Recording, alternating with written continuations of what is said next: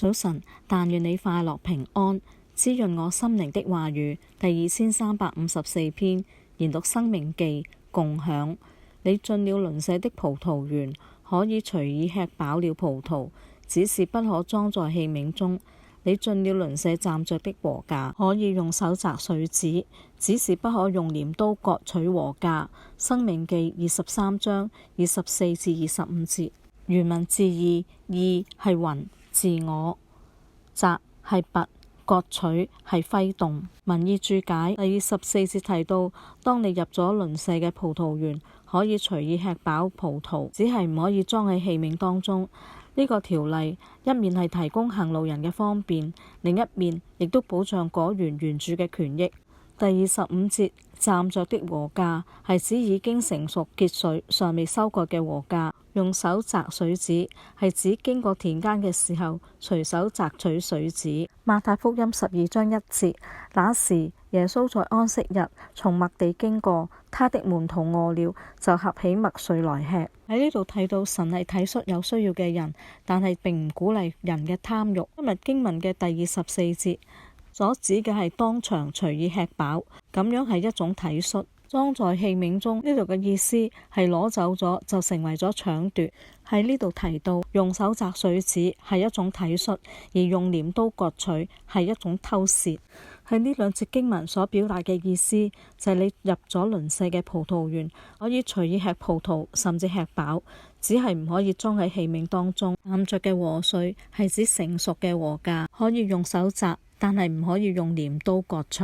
喺呢兩節經文，我哋得到以下嘅教訓：第一，尊重產權。神喺佢嘅智慧中允許我哋喺鄰舍嘅田地或者葡萄園取用一啲果實或者穗子，以滿足即時嘅需要。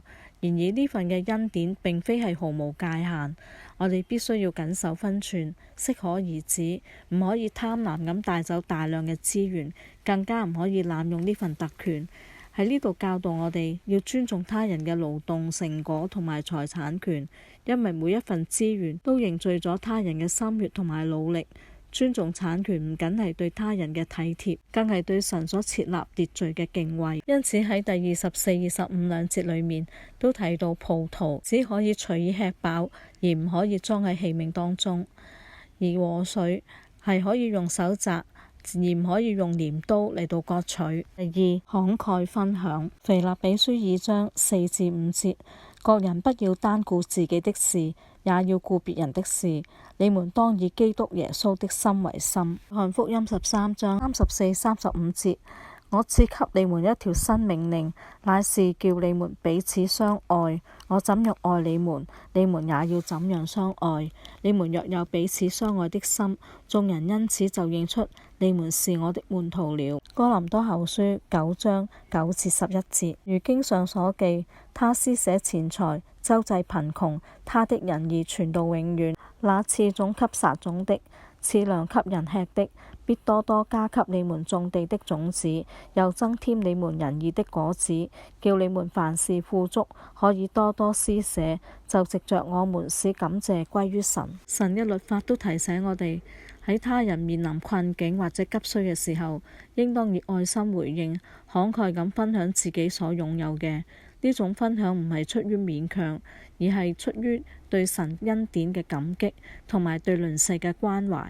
我哋被呼召成為神恩典嘅管道，喺他人需要嘅時候伸出援手，提供基本嘅需求，讓神嘅愛透過我哋嘅行動彰顯出嚟。慷慨唔僅係一種美德，更係信仰嘅實踐，體現咗我哋對神嘅信靠同埋對人嘅憐憫。讓我哋一齊禱告。親愛嘅天父，感謝你透過你嘅話語教導我哋點樣尊重他人，並活出慷慨嘅生命。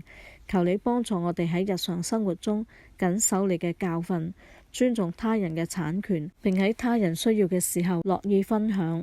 願我哋嘅行動能夠榮耀你嘅名，並成為你愛嘅見證。此外，我哋祈求神繼續感動人心，讓更多嘅人支持天國大業嘅發展。願每個人都得到關愛，靈魂得到拯救，生命得到轉化。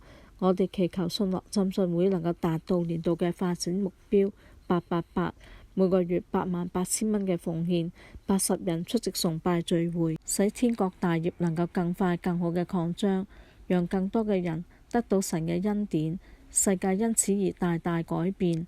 我哋祈求神幫助牧師成功喺信樂浸信會推展門徒倍增運動同埋街頭佈道，讓每個人都過住順服三一神嘅生活，教會興旺茂盛。奉主耶穌嘅名求，誠心所願。